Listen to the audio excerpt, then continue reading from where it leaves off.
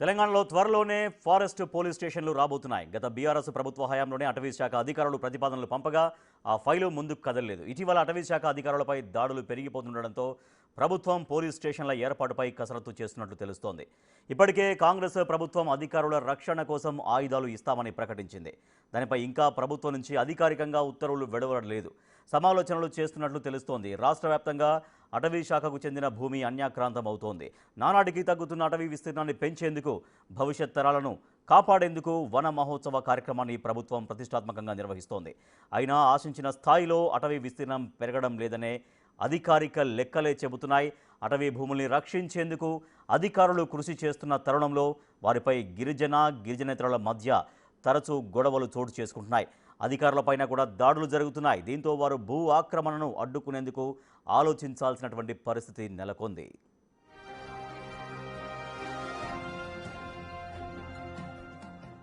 తమకు రక్షణ కల్పించాలని అధికారులు ప్రభుత్వానికి పలుమార్లు విన్నవించుకున్నారు. అయితే ప్రభుత్వం సైతం ఈ అంశాన్ని సీరియస్గా తీసుకుని ఫారెస్ట్ పోలీస్ స్టేషన్ల అంశాన్ని పరిశీలన చేస్తున్నట్టు తెలుస్తోంది. పోలీస్ స్టేషన్ల మాదిరిగా అటవీశాఖ పరిధిలో ఫారెస్ట్ స్టేషన్ల ఏర్పాటు సాధ్యాలపై ఉన్నతాధికారులతో సైతం చర్చించినట్టు తెలిసింది. త్వరలోనే స్టేషన్ల అంశం కొలిక్కి రాబోతుందని తెలుస్తోంది.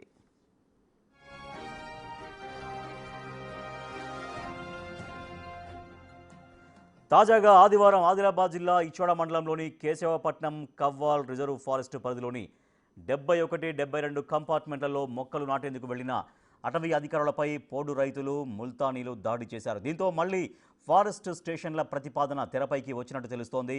అటవీ అధికారులు, సిబ్బంది రక్షణకు ప్రభుత్వం చర్యలు తీసుకుంటోంది. అయితే ఆయుధాల అంశంపై భిన్నాభిప్రాయాలు వ్యక్తం కావడంతో ప్రభుత్వం మళ్లీ పునరాలోచిస్తున్నట్టు తెలుస్తోంది. అటవీ అధికారులు తమ రక్షణకు ఆయుధాలు కావాలని ఇప్పటికే పలుమార్లు విజ్ఞప్తులు చేశారు.